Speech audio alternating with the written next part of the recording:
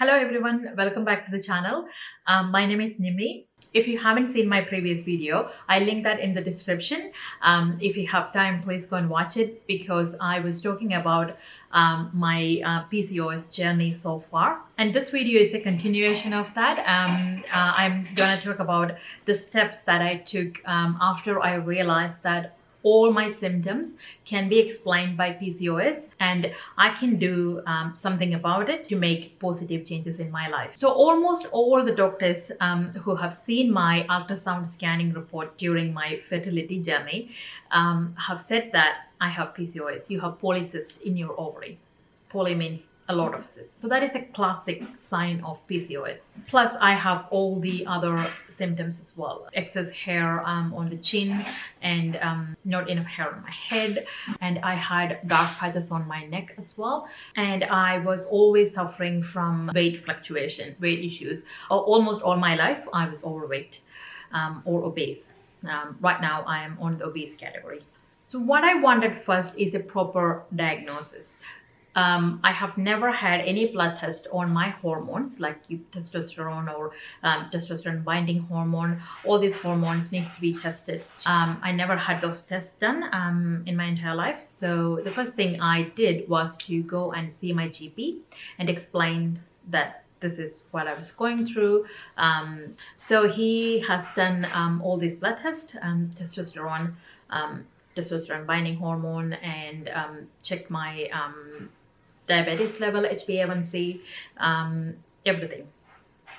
Turns out that I have elevated hormone levels and I am on the obese category as well. So which is a very dangerous combination. If you don't know, or if you are not familiar with the effect on PCOS, it can lead to type 2 diabetes and other major complications on your life if you are not careful and not taking care of yourself properly.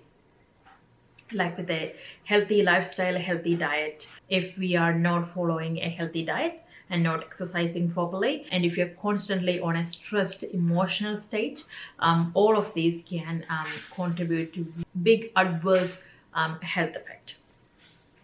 So I was very worried about me. I was especially worried about diabetes because I have family history. I have a very strong family history of diabetes. I had a diagnosis of gestational diabetes while I was pregnant with my second baby. My GP advised me to lose, because even if we lose a tiny bit of weight, it can affect our general well-being. So he gave me two choices. Either I can take the injection, the weight loss injection, and with diet and exercise and lose the weight, or I can go and see the dietitian, get the advice, and then lose the weight. So I took the second option because of a couple of reasons. I am not a fan of injection. I don't want any. I'm not a big fan of injections, and I don't have any problem with people taking weight loss injections. If they wanted it, if the doctor prescribing it, feel free to follow your doctor's opinion. It's just for me, my personal opinion, that we have to, when I was researching about this drug, we have to take it. So this drug mainly acts as a appetite suppressant. When you stop taking the drug, the weight can come back. So you may have to take the drug lifelong. That is not particularly interesting for me at all. I was not ready for that. The next reason is the drugs can make me nauseous, and I will have abdominal pain and my nausea and all of that stuff. I was still thinking about the time I took the contraceptive pills, how sick I was when I was taking it. So that is the other reason why I choose to go with the dietitian. Again, I have to pay for this injection, which is not cheap. And if I pay for that amount of money, and if it's not go well with me, that money is lost. So I don't have that much money to spare. So it is easier and the safest option for me to go and get the dietitian help. So I booked an appointment with the dietitian. I met with this lovely lady. She asked me to go on a gluten-free, dairy-free diet. She has given me a diet chart, telling me to eat every 2 hours, small amount of meals in regular intervals. One thing I was suffering from all these years, that if I get hungry, I lose it. Like I have to eat now. Otherwise, I feel that my blood sugar is dropping, and I get very sluggish. My brain got fogged up. When I was a child, I still remember my parents saying, well, she has to eat when she's hungry. It is a mandatory thing. Now I realize that it is possibly because of my insulin resistance. And my doctor confirmed it the other week that I have insulin resistance. I have all the signs and symptoms of insulin resistance. So the dietitian was working with that information. So she asked me to eat every 2 hours. So my blood sugar will be in a normal flat level. It doesn't go down or go high up, like no spike or no dip. So I've been doing this. This is the 14th day or 15th, day 15 of me doing that. Initial couple of weeks were very difficult. I felt like I have to think and just make sure that there is something healthy in front of me so I can eat all the time. Like 2 hours is gonna go very quickly if you're busy with home kids and everything. So because I'm eating a very small amount of meal, I will be hungry in that 2 hour period. Initially, I couldn't figure out when I'm getting hungry or why I'm getting cranky, or why am I just so tired. I couldn't figure anything out. Now slowly, but I didn't give up on that because I needed to do this. So slowly I figured out that in that 2 hour period, my glucose is dipping. And my brain needs glucose to function properly. If my brain doesn't have enough glucose, that is what makes me this foggy, tired mess. This was an amazing discovery about myself. So I decided to make ahead snacks, meals, and everything. Snacks, meals, and I have 2 bottles of water all the time in my kitchen bench, so I can easily grab them and drink them.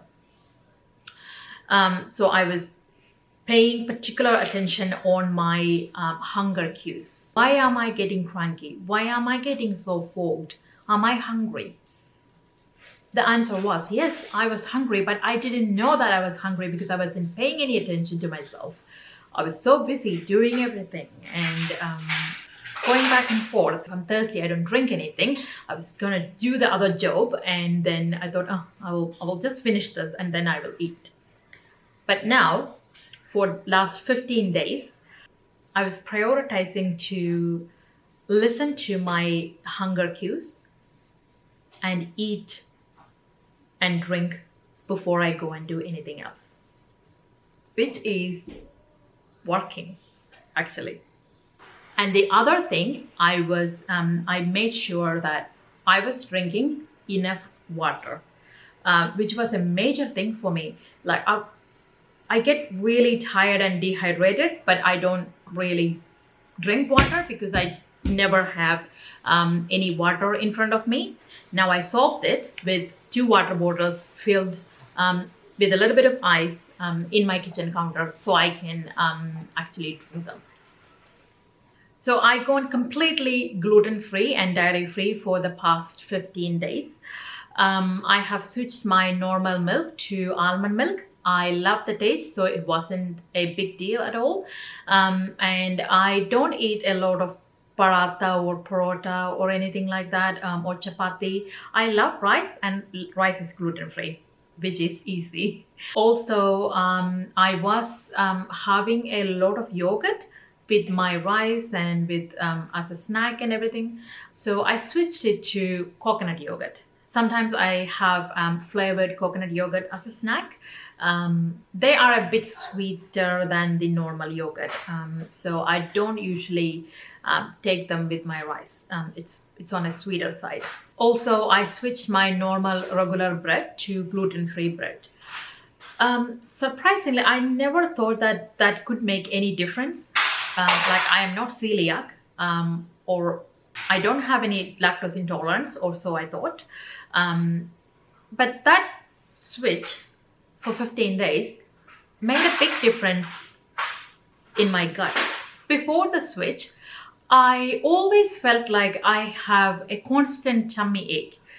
My tummy is always upset, or I always have epigastric pain. I couldn't figure out what, but I remember thinking, oh, my tummy is always upset.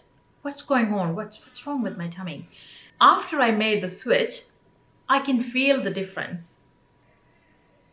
It settled down quite a lot. I am very interested in looking at the research articles. I haven't done it so far, but I will be looking at the research articles suggesting the relation between a gluten-free, dairy-free diet and PCOS, which is going to be really interesting. I heard about it before, but I never wanted to try it until my dietitian suggested it. So this is the change that I made so far in my diet. So I went completely gluten-free, dairy-free, and I was eating small regular meals 6 times a day. And my dietitian specified that I have to make sure to add 15 grams of protein with each meal. It is not always possible for me at this point, but it's only day 15. I am still getting into that zinc. So I think with a bit more research and a bit more time invested in my meal planning, I will be able to get that goal achieved. Still have to think about protein, because my main meal was always carbohydrate based, mainly rice, with a little bit of vegetable and protein on the side as a normal curry. So I still have a lot of work to do on that diet area. This is my little note for today, I guess. So that's it for today, guys. Thank you for watching the video. And if you like the video, please give me a thumbs up. Also, consider subscribing. Please take care of yourself, and I will see you on the next video. Bye-bye.